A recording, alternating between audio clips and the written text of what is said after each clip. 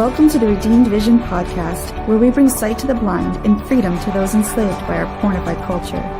Here, we dive into hard but important topics, such as pornography, sexual identity, true freedom, real love, and living marriage well. Go deep with us as we uncover what Redeemed Vision means for each of us living in the world today. Come to know yourself, the power of redemption through Jesus Christ, the joy of laughter, and how to live in gratitude and wonder. This is Redeemed Vision.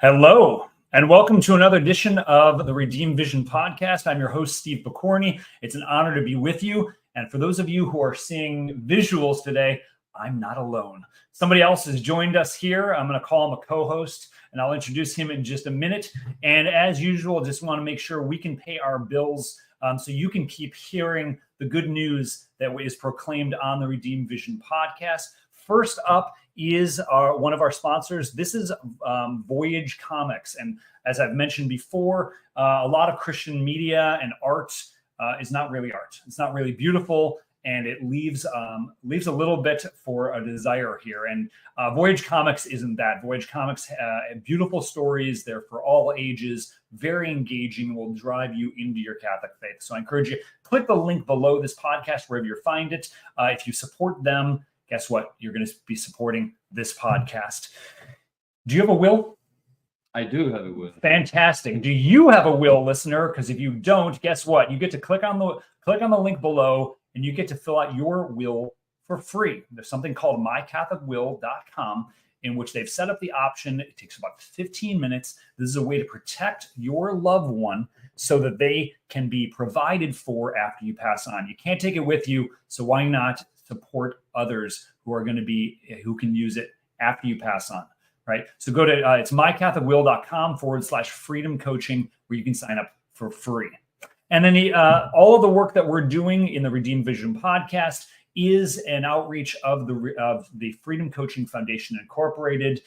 We do this work here. We do the work of freedom coaching, which I'll talk about in just a moment, and a lot of different entities. So if you like what you're hearing, yes, we can use your financial support. So again, in the bottom, in the show notes, you can click on the link there, make a donation, and to keep this mission running smoothly.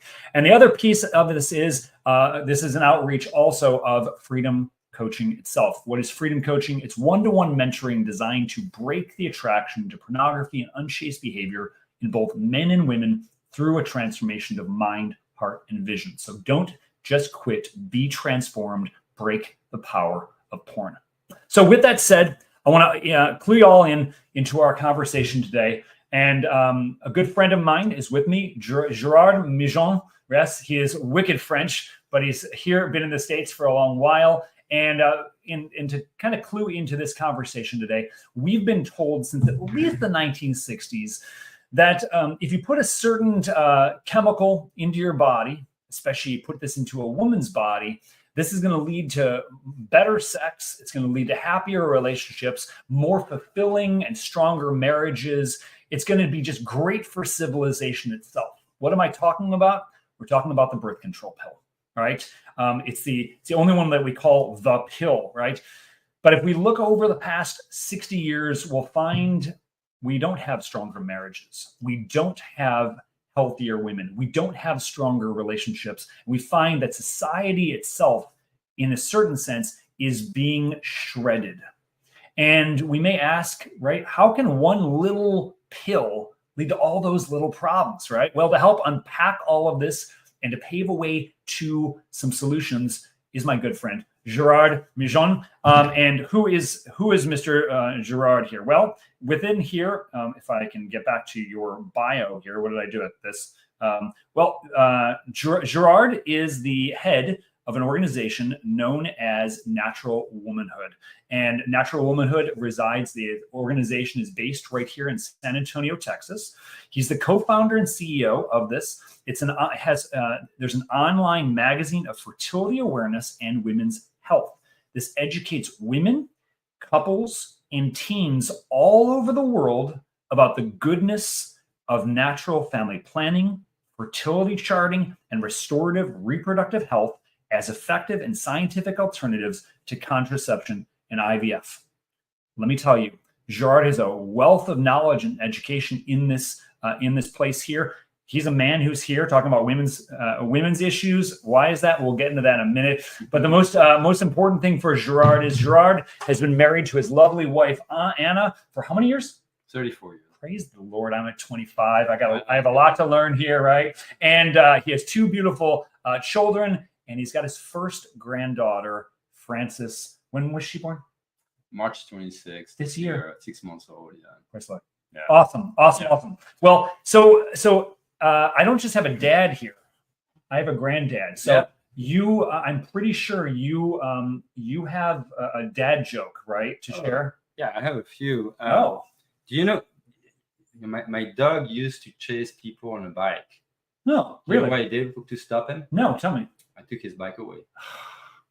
I'm glad you did that. That was beautiful. That was good. Gerard, do you know why French people like snails? No. Why? Because they don't like fast food. All right. Hey, you know what? You cannot use the double negative. Why not? Because it's a big no-no. All right, fine. I'm going to go there. Right? Did you hear about the cheese factory that exploded in Paris? No. What happened? Yeah, all that was left was debris. That's a good one. All right, so if we haven't chased away people who are listening on this, right, we do have to bring a little levity in what we're doing. It's really important. So let's get the elephant. Let's address the elephant in the room here, right? Gerard, you're a man, right?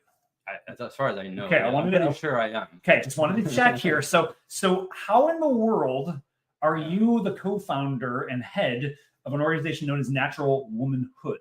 Yeah, I get asked a few times. It's not always nice the way I'm asked. Like, why is a man?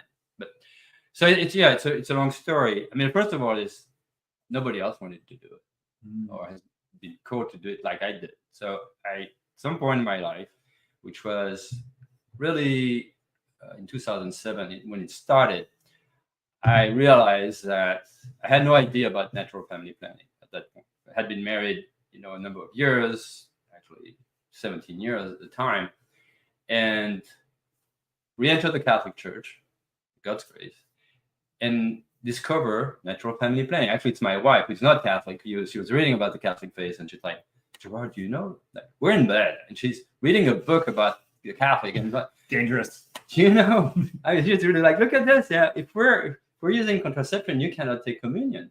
Like, what are you talking about? So we went to the Archdiocese. A very nice little lady at the marriage and family planning of marriage and family office started talking to us about natural family planning, and she even gave me a book from Christopher West about the marriage. It was Good News About Marriage and Sex and Marriage. Yep. You probably have that. It's here somewhere behind you. That was really big, right? So oh wow, how come we didn't know about this? And then at that time, I also started meeting couples that had been using NFP from the very beginning of their marriage. I'm like, wow, I want what they have.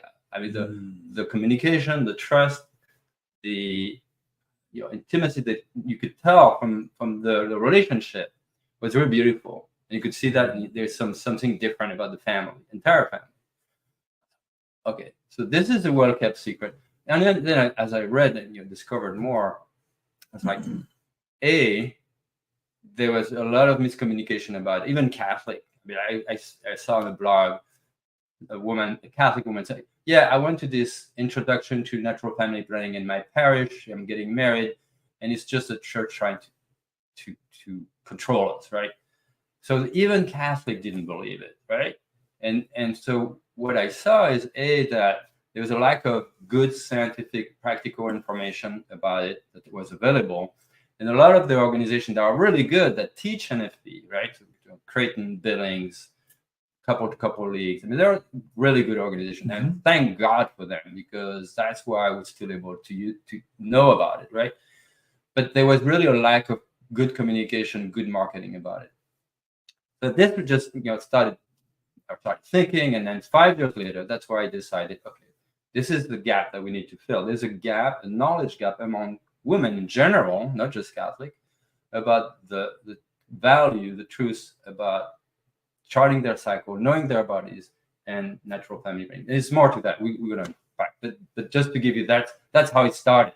So that's why the man that and to be honest, I'm the only one. I'm the only man in the organization right now, except for blessed among women. Yeah, it's like all right. So I mean, our writers, our editors, we have marketing people, we have people who do education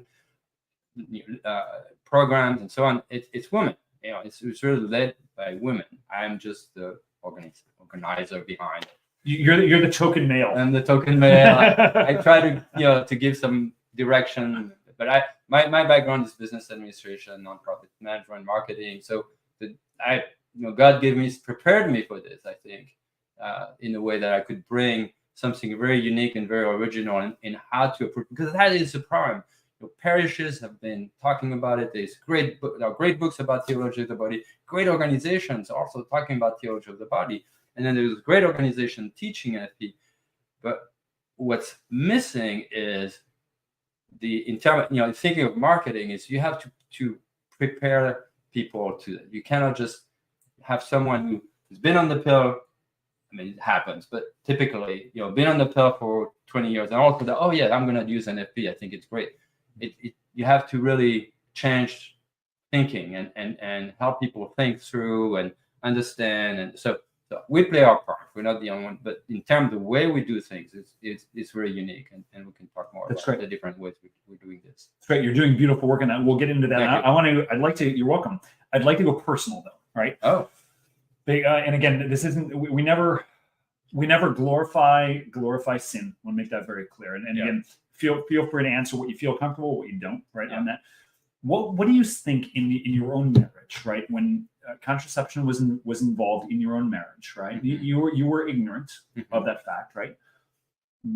What detriments did you see? Because you mentioned you hit around in general here, but for in your own marriage, where did you see? How did that impact you guys as a couple? And two things. Yeah. As individuals, right, and as a couple, how did you see that lifestyle of contraceptive use? How did that impact the whole of your marriage? All right, that's a deep question.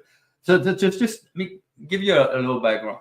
So one of the deep reason I mentioned, I see in those couples. I mean, one of the deep reason is that I have wonderful parents. They were loving. They gave a lot, but their marriage was not very strong. They had a lot of weaknesses. They were strong, good Catholics, yes, but some very serious flaws. And that was the deep wound in me. And so I was like, that's something I realized later. This is where really one of the reasons I really involved that. But what I brought the same dysfunction in my marriage. So it was not just the pill. It's just kind of like the whole view of marriage. Until that view. What was the old view? What was the old view? The contraceptive view. Okay, what did it explain? Okay, go ahead. Selfish view. Sex for mutual pleasure, essentially. Limitation of kids. Let's be practical. So the absence of openness to life.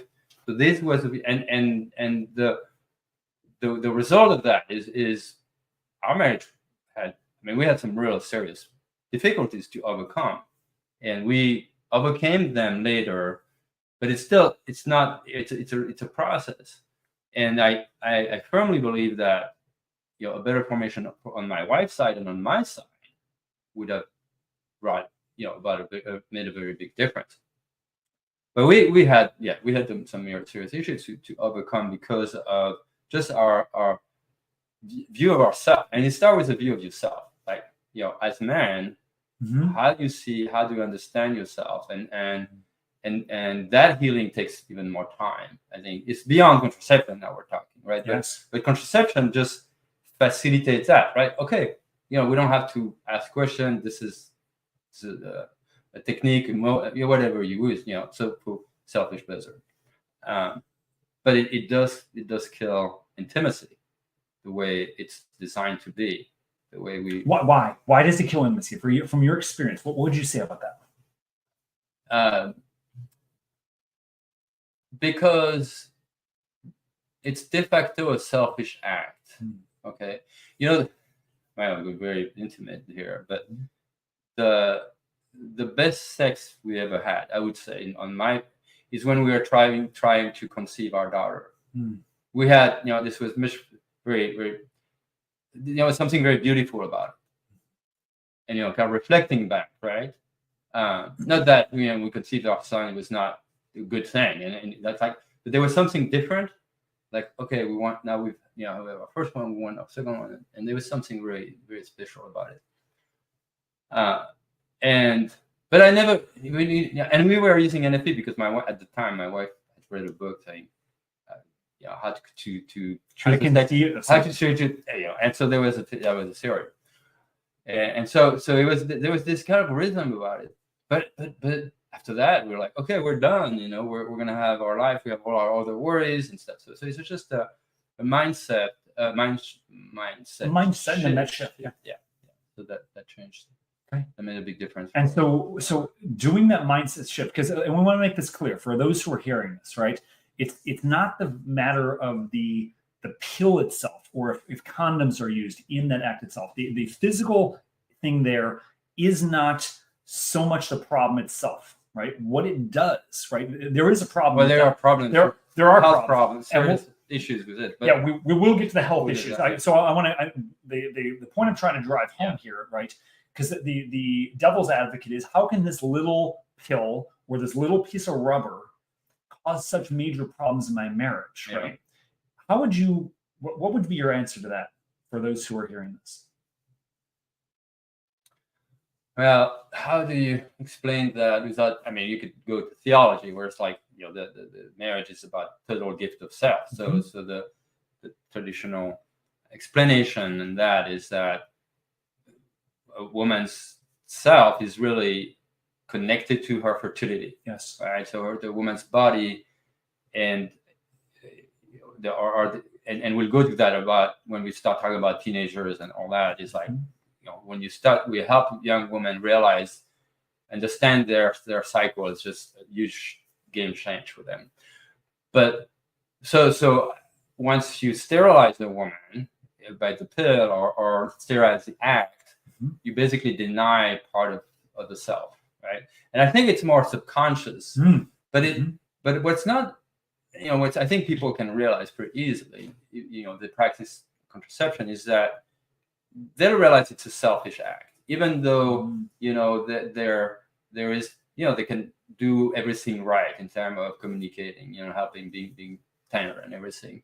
There's still something that's lacking, I believe, in terms of, understanding and really appreciating the others and doing the give it, and especially from the woman's side. From the woman's side, if she uses contraception, she's actually separated a big part of herself. And when you study the impact of the pill on the brain, right, it also kind of connects the dots too, to some extent, right? So it affects the libido. It just has some major issues as well. Okay, we're going to go there in a second. Yeah. That's everything you're saying is really important. Just so we give a little more context for everybody who's hearing this, right? We believe, right, in the heart of every human being, there's 6 deepest desires: the desire to be known and to know, to be seen and to see, to be loved and to love. Right? We desire for that. It's built into, it's hardwired into us, regardless of what we believe about life. Right? When we bring in, especially a Catholic worldview here, right, where Christ comes into this, right, everything we do is to be ordered around those 6 elements, shall we say, and especially around those last 2 of being loved and to love. Right? Everything we're supposed to do is in that. Right? And a major part of love is this complete and total giving of myself. Right. That something more comes from that, right? That's a fruitfulness that comes from that, right? On a psychological level, right? On just a psychological level, we want to make sure that when I'm giving myself fully to another, that other's going to receive not just the gift that's being given, but me. Right. I want myself to be received, right? And when you insert what seems to be just a little piece of plastic, little piece of rubber, it's actually a barrier, right? It's a barrier to that being received here.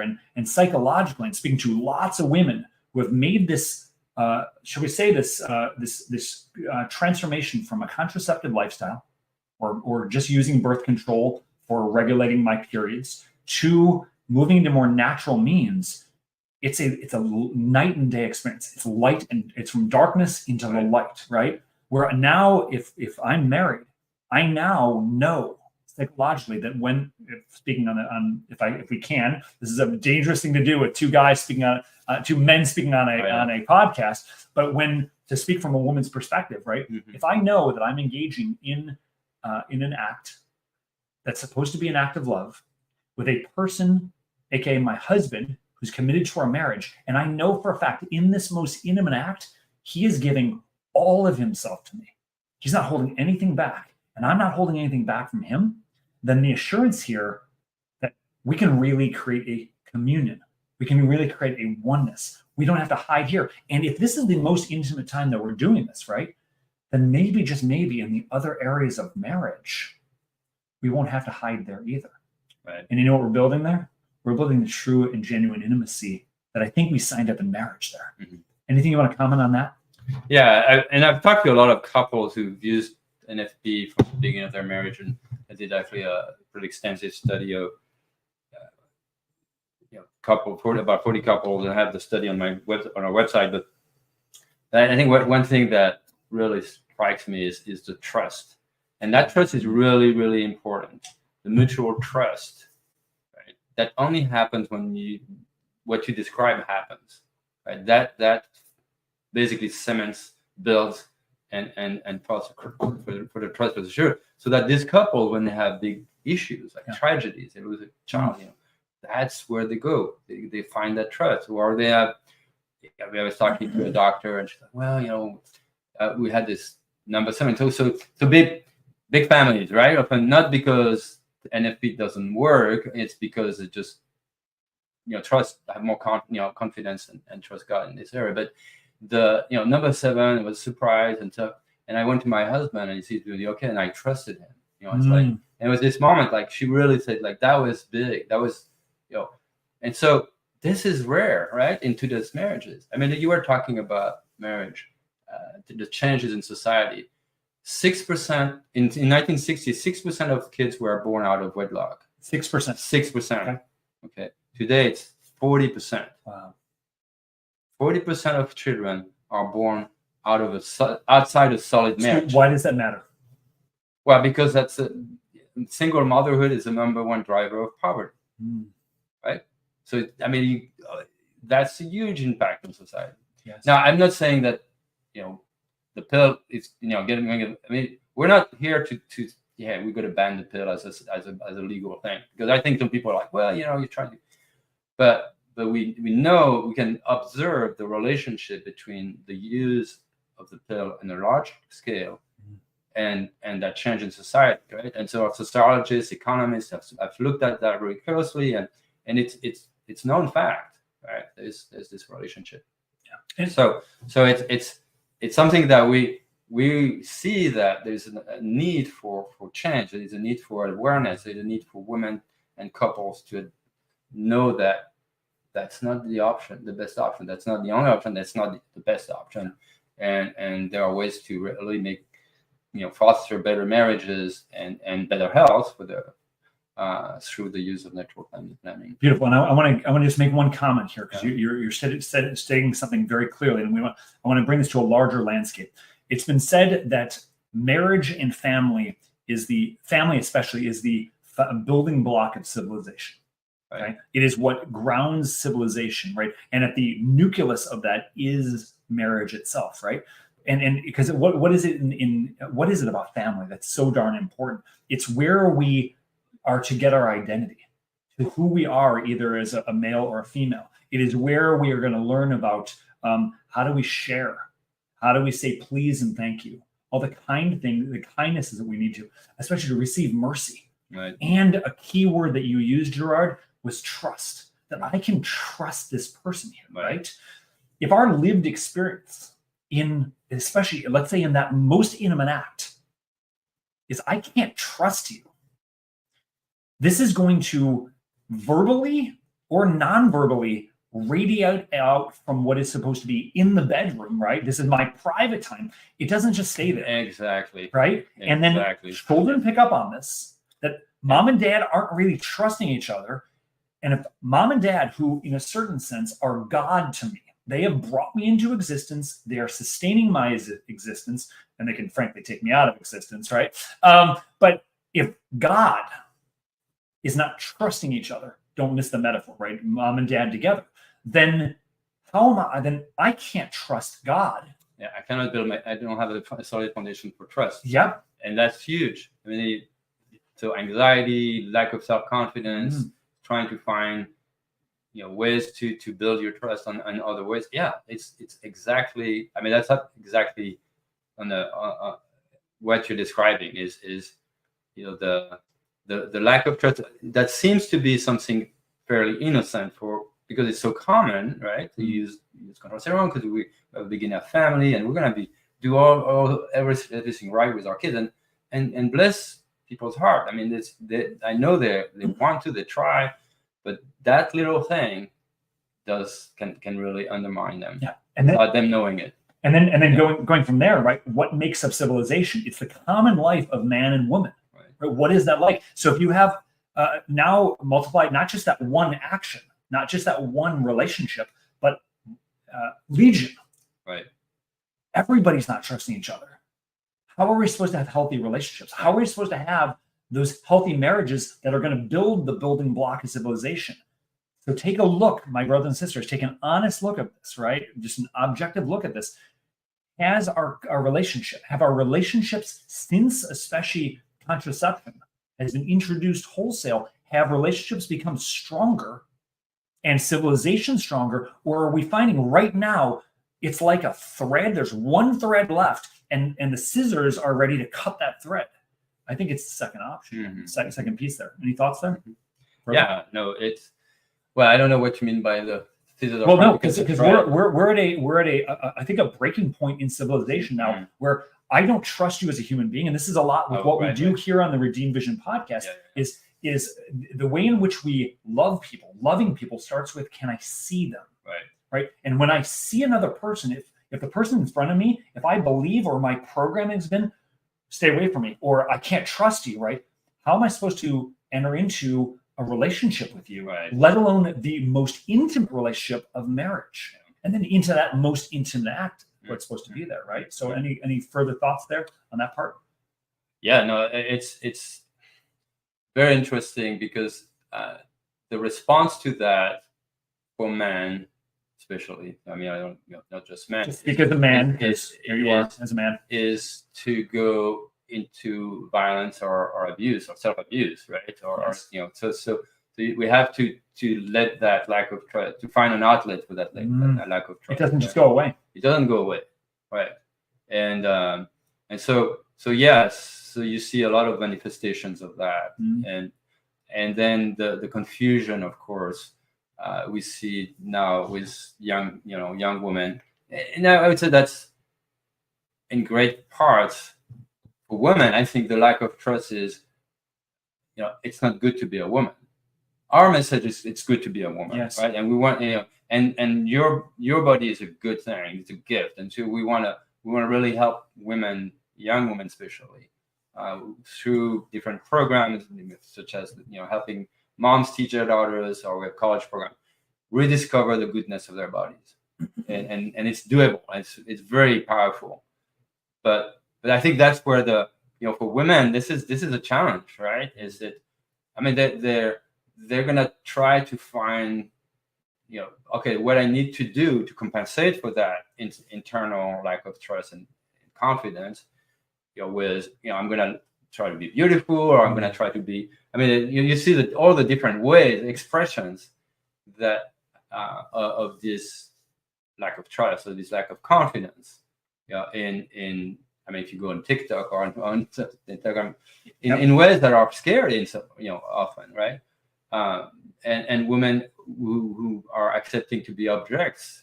I mean, that's been a big trend. Now I think it's more like women who don't want to have sex anymore, and boys who go into porn, right? And it's like, and so now they're afraid to date. I mean, this is just a crazy world, right? We're literally messing with the fabrics of civilization, right? Oh, we are. If we don't have men and women, so it's really interesting. It's interesting, right? In a certain sense that we were so the the rules of Western civilization, which were built on Christian principles, are too restrictive, right? So we want to throw off those shackles. That's where the quote unquote sexual revolution. And I would say too, it's not just Christian civilization, by the way.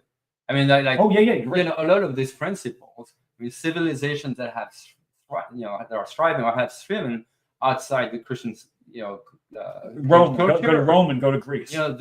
But the ones that were thriving were cultures that had a sense of marriage and openness to life, right?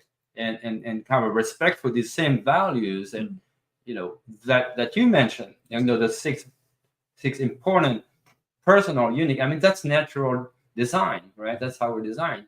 So I mean, I would say take it even beyond, like, because sometimes people say, "Oh, well, you're just trying to impose the Catholic beliefs into society, and not everybody has to be Catholic." Oh, no, it's true, right?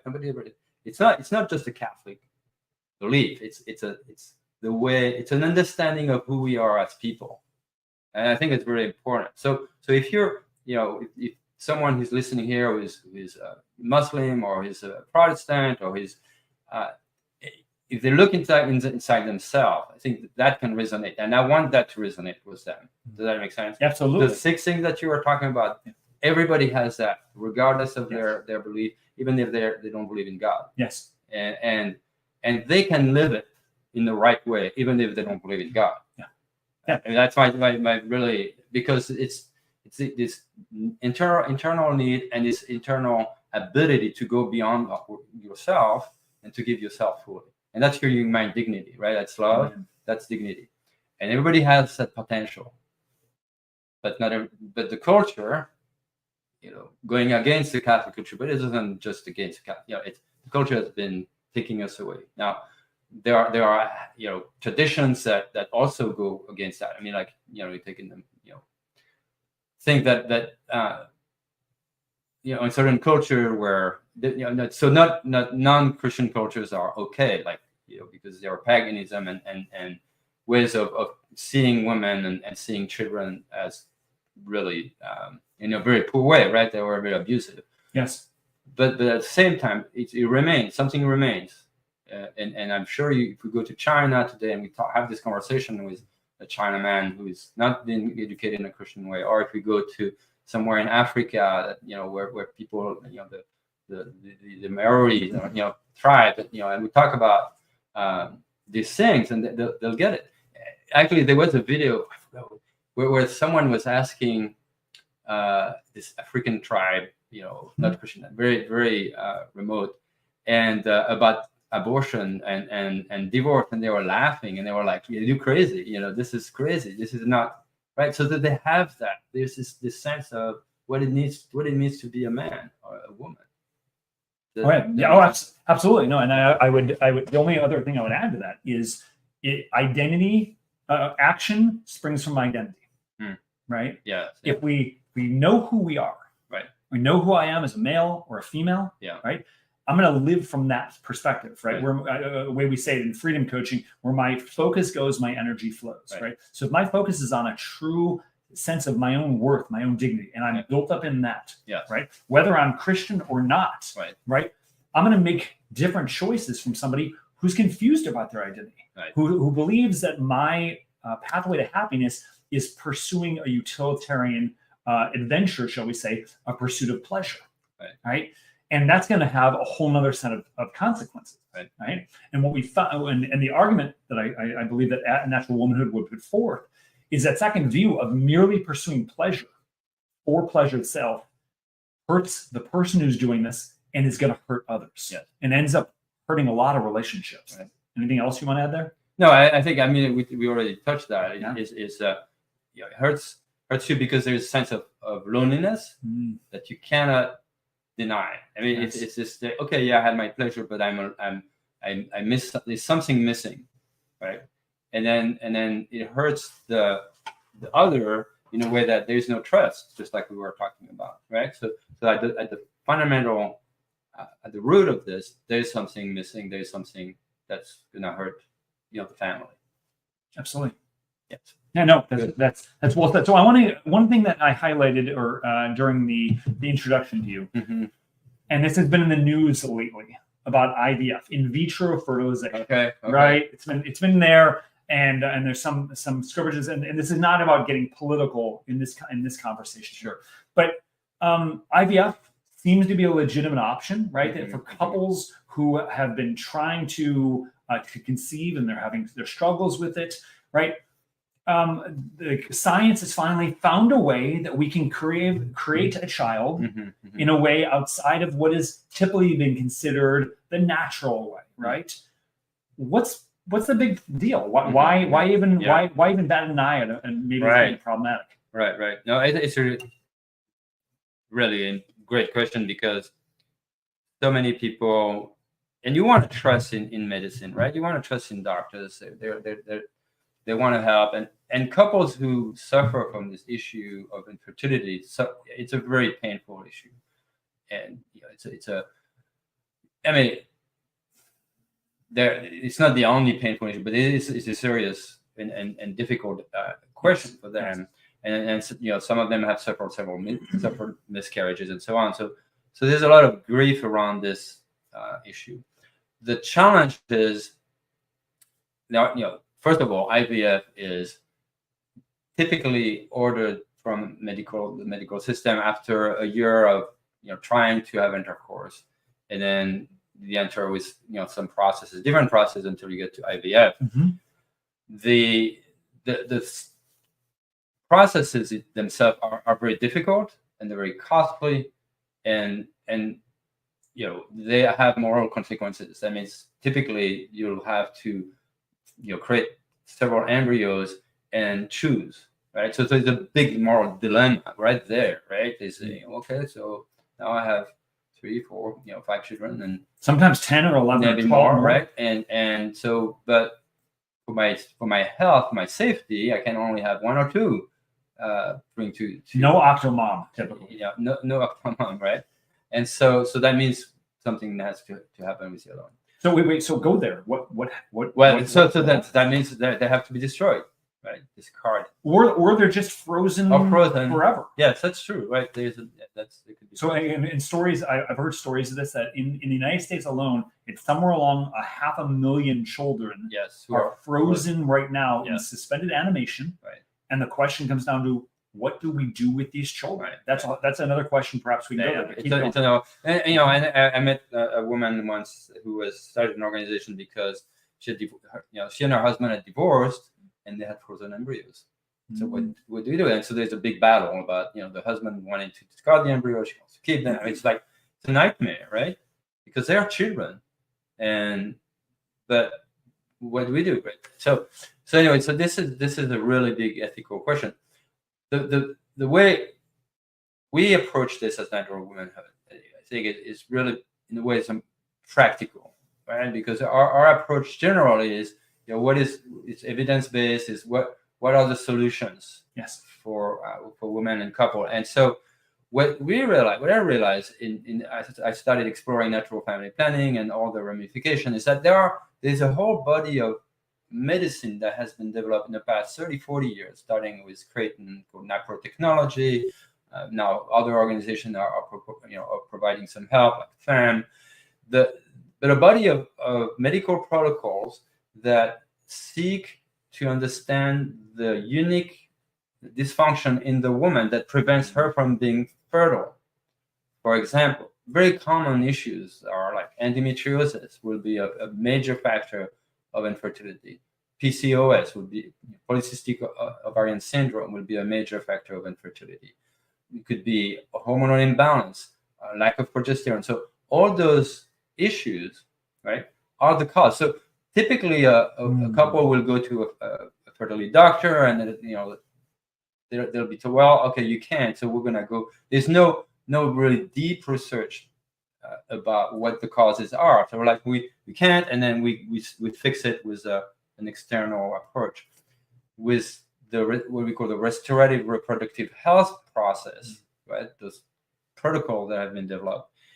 The goal is to, through charting, so understanding the cycle, understanding the hormone levels. I mean, a good doctor who's trained in that will look at the cycle, a chart, So what the woman is tracking every day, bleeding or cervical mucus, so different external signs she can measure, and be able to tell from that possibly this is the issue. And we're going to go a little deeper until maybe we do a laparoscopy to see if there is endometriosis, or we do some ultrasound to find if the ovaries have cysts, and so on, or blood tests to understand the hormone level, check out the thyroid issues. I mean, there's batteries of tests that are really, really strong that really help women and doctors understand what's going on and treat the cause. And that has a really strong factor of effectiveness. The challenge, and so there are doctors all over the US. We have on our website, naturalwomanhood.org, a directory. So we have, first of all, we have tons of information about this, right? So you go on our website and you look at cycle dysfunction and fertility, ton of information about the problem, solution, stories of people who have being helped. And then we have a directory, under Get Help, we have Find a Doctor, and people can find doctors all over the US. And other areas of the world. Unfortunately, too few still, right? So the hope is that these approaches become more popular, more doctors get trained, and more doctors learn to really look at the women that they're helping and treat the root cause. Now, this is important, not just about infertility, but if you have a teenage girl, right, and 13, 14, 15, it's not unlikely that she's going to have some cycle issues, right? And a lot of them, tend to have various issues.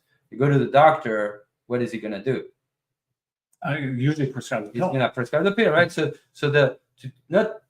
it's not a sin. It's like, okay, you have symptoms. We're going to give you this pill because the pill will take out the symptoms.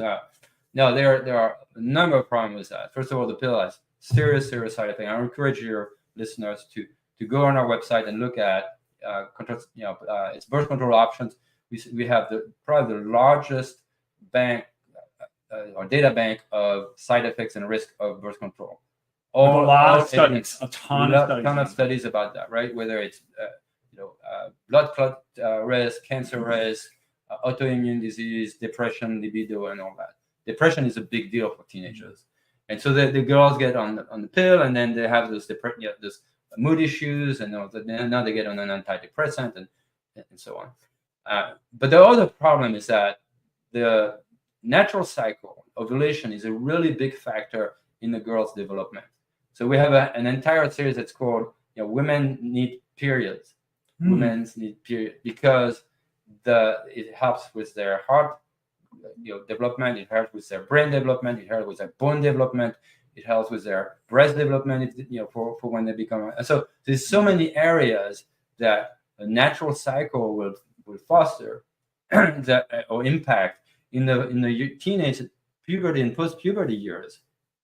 That you read that mom should be like, okay, that's it, that's over. And the good news is that there are ways to help these young women that are not with a pill.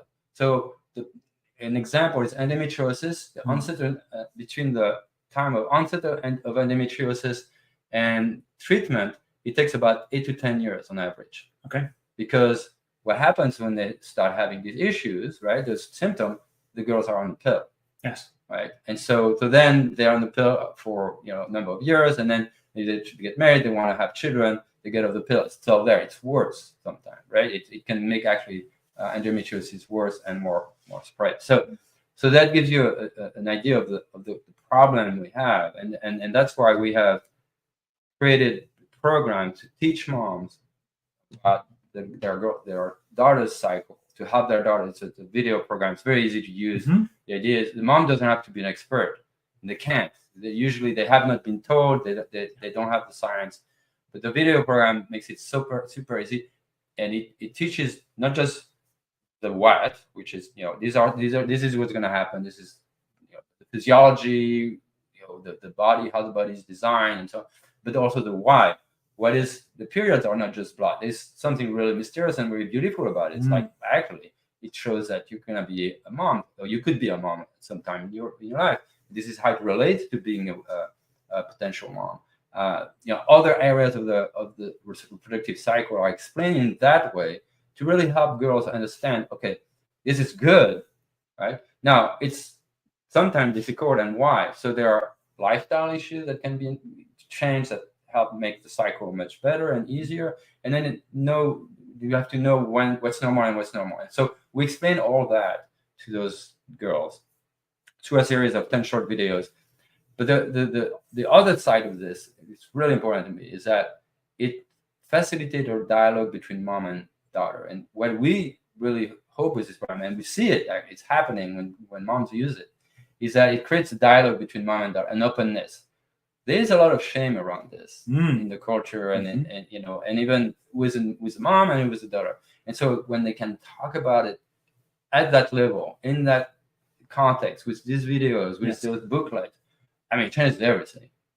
Because now the daughter is not going to go to her peer or social media to understand what's going on with her. Talk to parents. She's going to talk to a mom, to parents. It could be that as well. But usually it's mom. Usually it's mom, right? It's more natural. But we have single dads who use it, right? And dads could be involved and could learn as well. I think it's really good.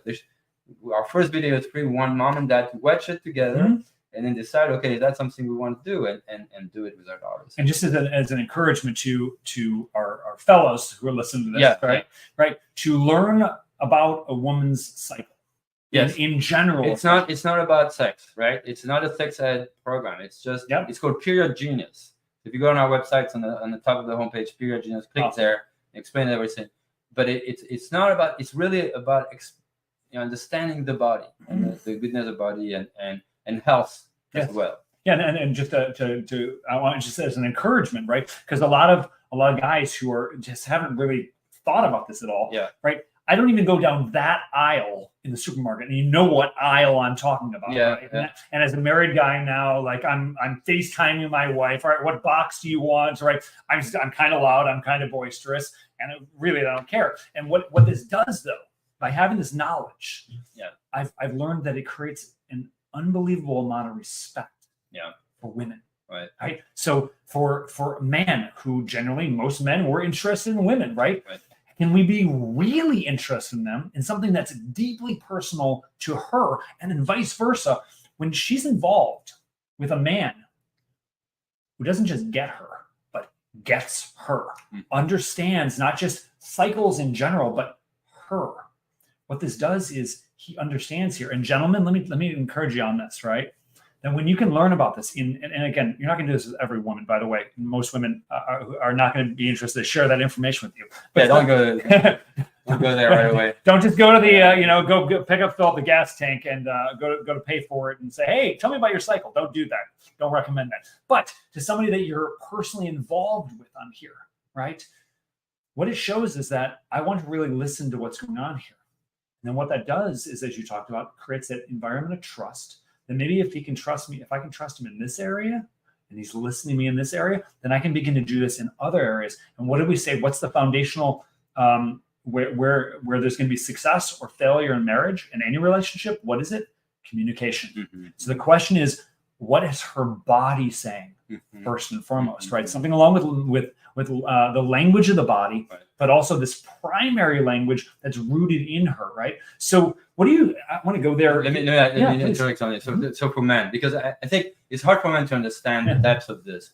And one idea, it's like, let's say you have stomach ache, and you go to your doctor, and the first thing we're going to give you this pill that's going to stop the stomach ache, right? They don't look into that. They just, this pill is going to stop the stomach ache. But it's going to have, you might not be, very strong.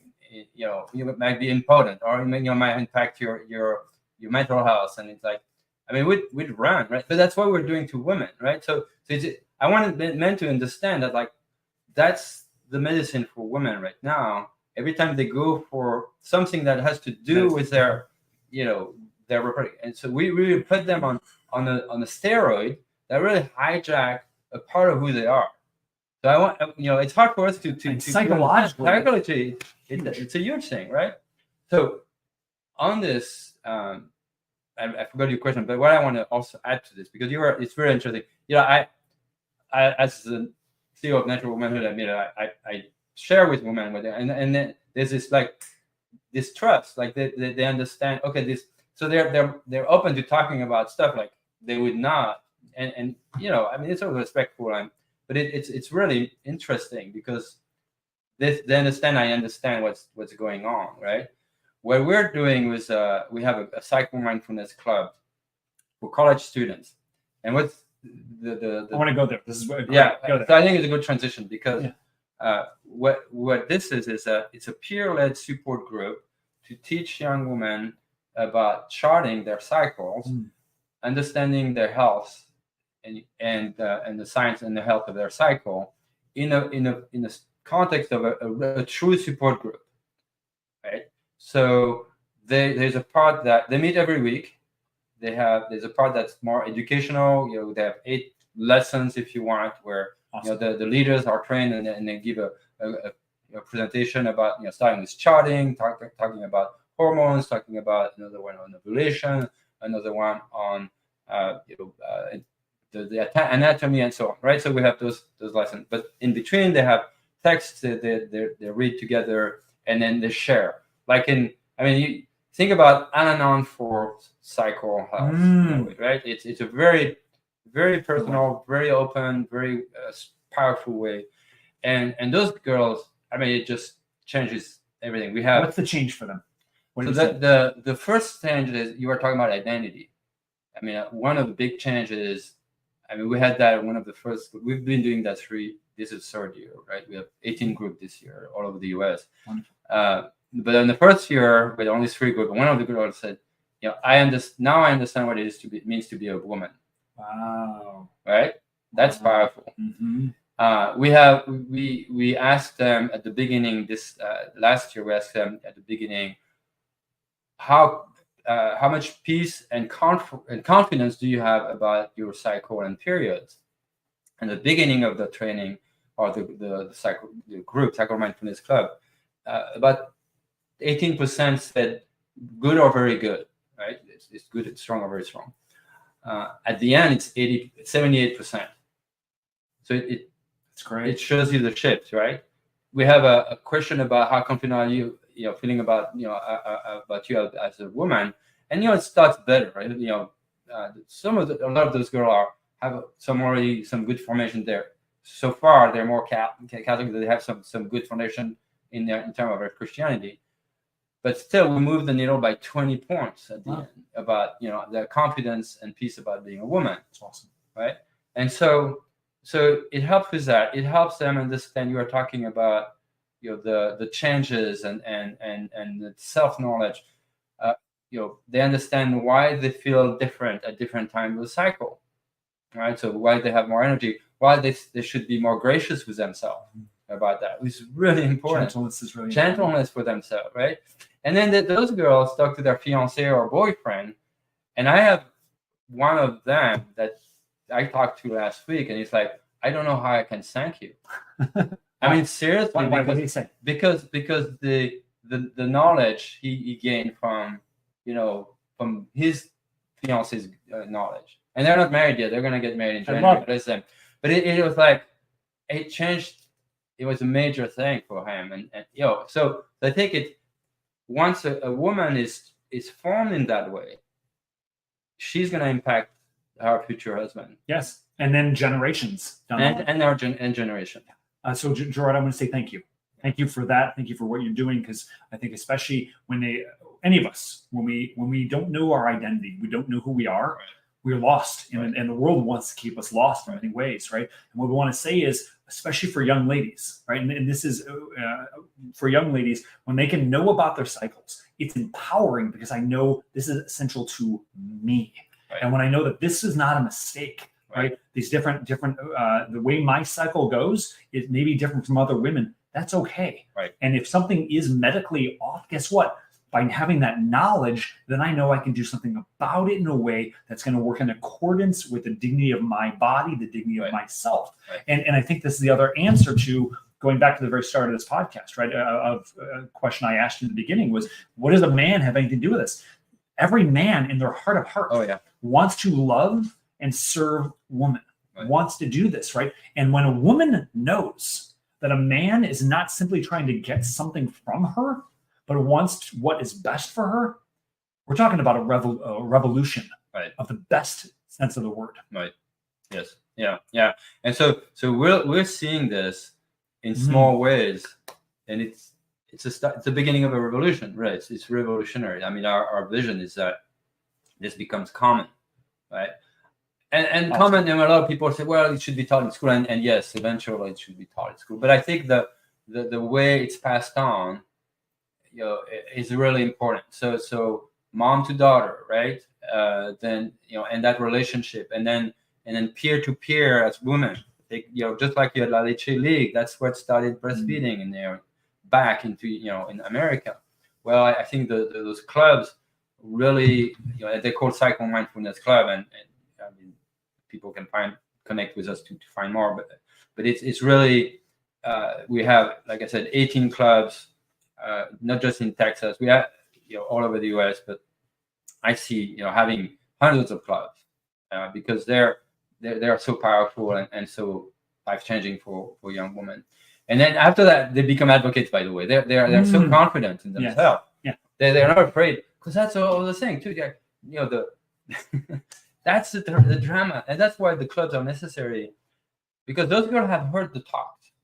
They've heard the talks, whether it's theology of the body. They've heard the talk about charting your cycle. They're not doing it. And once they start doing it, because they think, well, it's for later for marriage, or it's I have this issue, I'm different. They've never talked to anybody about it. That's the devil's work, right? It keep everything secret, silence. And so they'll go. They might suffer in alone, or they might go to a doctor who's going to put them on the pill, or they might have other ways to deal with it, rather than sharing. And we did actually our first leader, Cycle Mindfulness leader at Texas A&M, did a talk, and she asked all the girls. She had about 50 students there, in the Catholic Center in St. Mary's. How do you feel about your period? I want you to take a few notes, take a minute, and how do you feel about your cycle and periods? So they take a few notes, and then she asked, anybody want to share? And it was all just very bad. I don't sleep for a week. I'm stressed out. I'm in major pain. I can't sleep. I mean, all this negative stuff, yes, right? Yes. And so imagine you deal with that as a man in this area of your body. What are your feelings about it? It can drive you crazy. Well, and you hate yourself. Yeah. You don't. You've been told that, oh, this is good, but personally, I don't feel that. I don't feel good. I don't feel it's good. Yeah. And so this is a major disconnect, like for a woman to don't, and that's why in part you hear, you have those young women who are lured into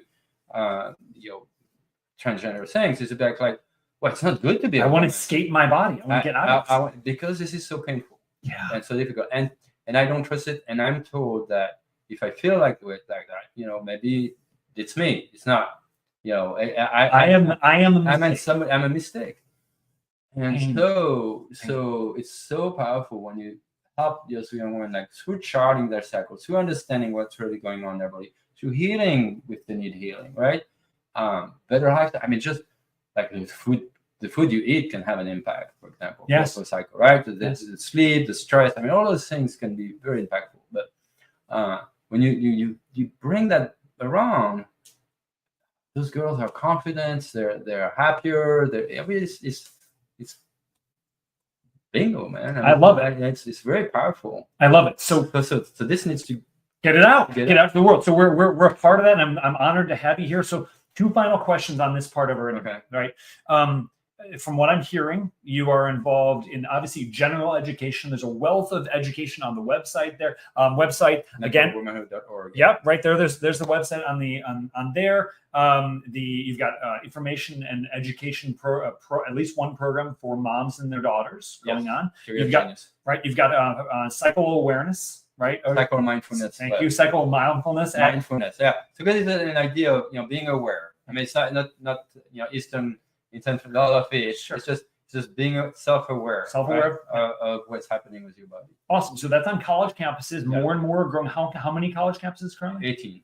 Fabulous. Yeah, right. We're Columbia University, Notre Dame, Franciscan University, University of Dallas, Texas A&M, UT Health Science Center here, and more. And more. Awesome. And again, if you're of college age, or maybe you've got a child who's going to school and you feel like, I think my daughter should have this, contact Natural Womanhood and say, hey, we'd love to get this at this college campus.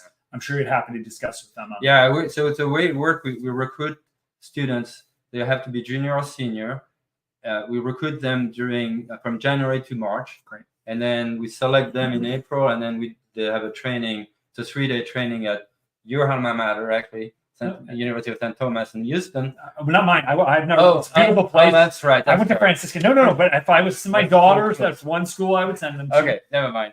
And but that's where we do the training right now. Awesome. And then so after those students are really well trained, especially to lead those support groups in a way that's really creating trust, right? That's really important. And so then we send them out and they start the clubs in their own university, etc. So love it. And is there any other projects you guys are working on? Yeah. So we have, on the same model, we're piloting right now a marriage group. So it's called Natural Marriage Group. Really? We are in 3 parishes. We are 2 in San Antonio, 1 in Charlotte, North Carolina.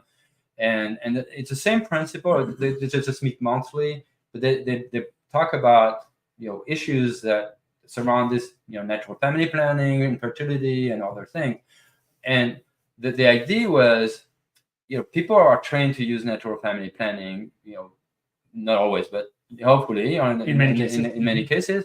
But then there's very little support. There might be some coaching, there might be some medical support, but it's different from being in a community that practices this. And especially since it's not easy all the time. And it's not easy. Yeah. And that's something, we talk about natural family planning, this is really powerful, but it's not easy. No. Right? It's something that takes learning and practice. So we train leaders, again, who have experience in it, that can be leading those groups. And again, it's a formative support group, so no judgment.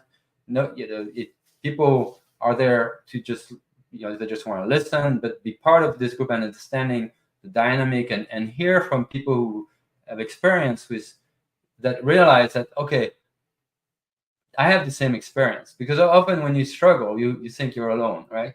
So it's this breaking this loneliness of couples in this area. Yes, that's another very big need in the parishes. So we're 3 groups right now piloting it. They're going very well, and next year we're going to train more couples. Awesome. Yeah. So if you are looking to get involved with Natural Womanhood, and so the best place is go to the website or get in touch with you. Yeah, naturalwomanhood.org. Right, naturalwomanhood.org, or email info@naturalwomanhood.org, or my email is Gerard@naturalwomanhood.org. And we're in a place where we have a very strong production system, like the website. We produce 3 articles a week. We have 1 podcast a month. We send out 16 newsletter every month and more. So we have a good system to provide the programs and information, but we're at a place where we really need to scale, and so we really need investment in marketing, and that takes capital. So that's where we are, and we think like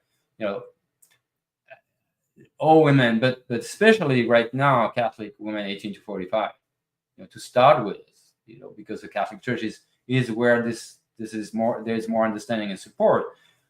All Catholic women should know that there is this resource. I mean, we've been talking about this for so long. Now there is a place where they can go, and it's not about one method of NFP. It's all method of NFP, Catholic method of fertility awareness. Fertility awareness, or NFP, are available through our website. They can, people can connect, choose the method they want, find doctors, find teachers. So we want to be there for them. I love it. It's pro-woman, it's pro-marriage, it's pro-family, Mm-hmm. It's pro-man, I would say. It's pro-man, especially, and pro-humanity. Yes. All the work you're doing. Thank you, Gerard. Well, thank you for having me. You're doing great work too. Well, praise the Lord. I think we're, complementary in many ways. Absolutely, and so honored to know you and to have you here. and now we're going to do something completely different. Okay. Are you ready? Okay. So for those who are, we're not done yet. Oh, we're not done. No, that's just the first part. So for those, we got it. We'll do this as quickly as possible here. We're going to do something called the 12, and these are 12 questions. Those who are fans of the podcast will be familiar with the questions, but the answers are usually very different. Okay, so don't. Is it the Proust questionnaire? You know Marcel Proust questionnaire? No, what is that? Well, anyway, Right. it's a classic French questionnaire. I need to learn this now. But yeah, it's kind of silly, but fine. Let's see what your question. Well, this is kind of silly, but kind of real. So it has nothing to do with what we just talked about, but everything because it's about you. Okay. So are you ready? Yes. All right. Don't overthink this. Okay. Kind of first thought that pops in your head. Ready? All right. Number 1, peanut butter, creamy or crunchy? Crunchy, but I really don't like peanut butter. Okay. Honest. 2, if you could be any Star Wars character, who would you be? Obi-Wan Kenobi? Obi-Wan. Yeah, I can see you doing that. All right. 3, what is your desert island food? Pineapple. You're going very literal. Okay, I've had a couple of guests who are doing that. All right, we'll take that. 4, beer or wine? I know, you're welcome. Tough question. Wine. Burgundy. Burgundy wine. Burgundy wine. Of course. Of course, you're French, right? Yes. Okay. Wait, so I do have to ask, do you drink California wine? Yeah. Okay, just want to check. You're not that schnobbis. Yeah, but I don't drink a lot of wine either. Okay, got it. All right. 5, what is the most memorable Christmas gift you received growing up? It's the one I gave. Tell me. I was a little kid. It's the best memory of my Christmas. I was a little kid. We had always a big family with a lot of cousins. And that year, How old were you? I must have been 6 or 7. Uh-huh. And we had a big basket, and I made gifts for all my cousins, brothers and sisters. And that was what's one of the ones you gave? I don't remember. Oh, really? I mean, it's just little silly things. That's awesome. That's awesome. The heart of giving. Yes. Right. Beautiful. What Christmas is all about. That's 6. What is your bucket list city or country? That's a tough one. Right now, I'm going to say Charlotte, North Carolina, because that's where my granddaughter lives. You've been there, though. Oh, where? So when you have you've never been to. Okay. But I think that's a good answer, Charlotte. For all those in Charlotte, where'd you go? Go. Well, I want to go to Jerusalem. I would say, the Holy Land needs to. I need to be there. I'm right there with you. Beautiful. 7. If you could have one superpower, what would it be? Humility. We have never had that one. It's quite rare. Humility. We'll take it. Superpower. That is rare. I'll give you that. Okay. 8. Have you seen The Chosen? Yes. Impossible question. What's your favorite episode? I know. You're welcome. God. It's so mumbling in my head right now. If you had to just pick one, I know, and there was. Can you find a scene? But that's not my favorite. I have one coming to mind. That's not my favorite thing. When the fiance of Thomas gets killed, which is really spoiler alert. Cool. Oh yeah, right. Which is kind of like apocryphal, right? It's not like but no. I mean the time. Oh, when this is very powerful. When when Matthew and Peter reconcile. Oh, really powerful. That's to me this healing of hearts between two people is always the most powerful. The other, and I agree absolutely. And the other version from the 70s, right? The Jesus of Nazareth. Yeah. Peter and Matthew reconcile there. Do you remember that scene? The Jeffrey Lee's one version? I think so. Yeah. The Italian version? No. This was Italian. Was it Italian? I don't know. Well, it's American as well. Yeah. Okay. So that also has a really. If you go back and watch that scene, it's he's a different setting. Yeah. But whoa, Yeah. really communicated really well. And they're obviously the Chosen is much more close, like the camera angles, and here you get much more wide angle on it, but it's still very much communicated. It's great, beautiful, well said. 9. If you could get everyone to see the world as you see, what would the world look like?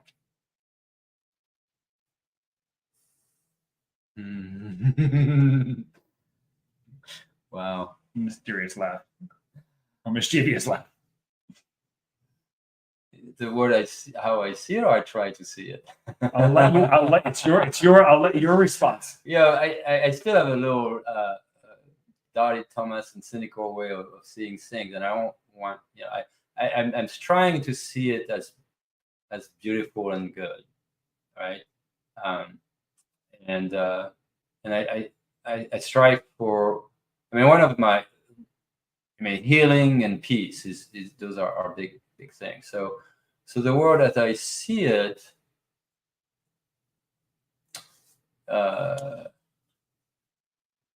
it's hopeful and it's beautiful. Well said. I want to live in that world. Good. Besides your name, number 10, besides your name and date, what do you want written on your tombstone?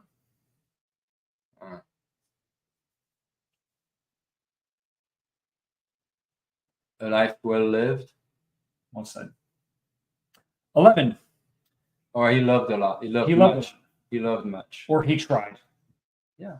Good. It's part of it, right? You love, and it's part of it is trying to Amen. love the best, but the effort itself is love.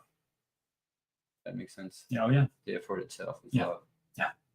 Amen. And may God make up for what's lacking. Yes. 11. If you had to pick one saint, who's your favorite? That is a terrible question. I know, you're welcome. Top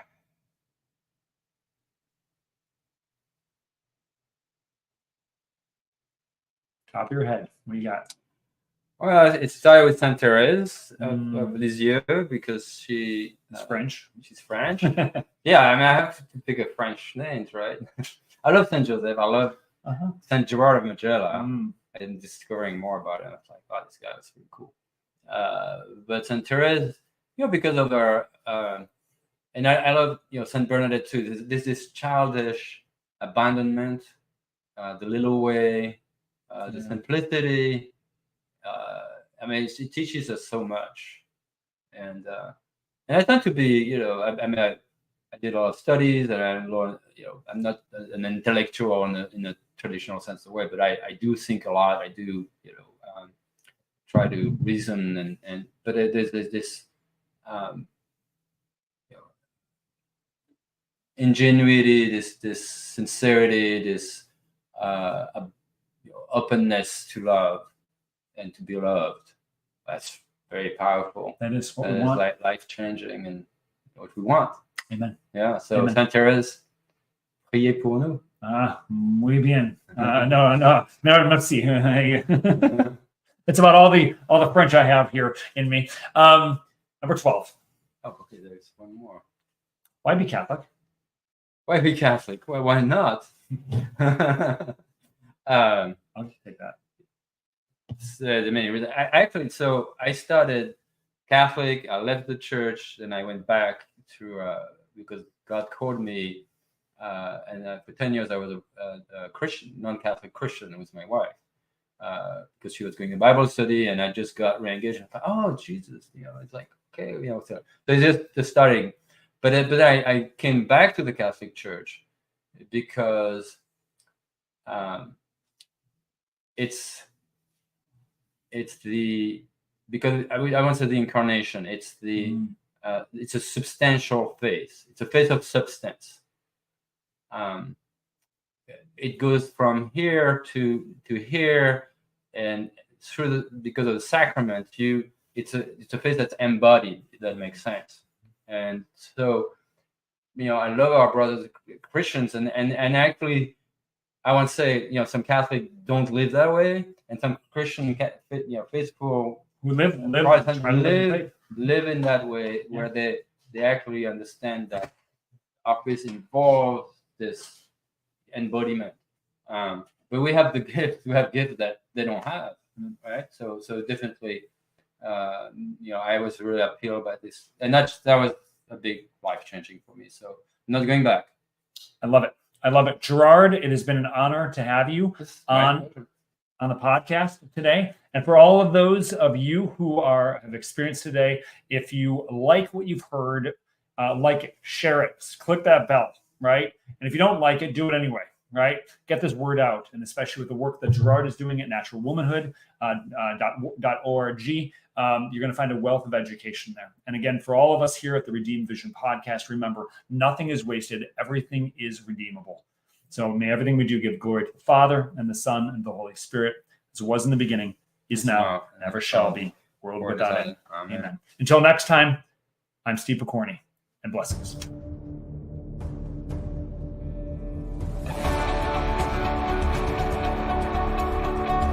The Redeemed Vision podcast is an outreach of Freedom Coaching. To learn more, check out freedom-coaching.net and follow us on Instagram, Facebook, Twitter, YouTube, and MeWe.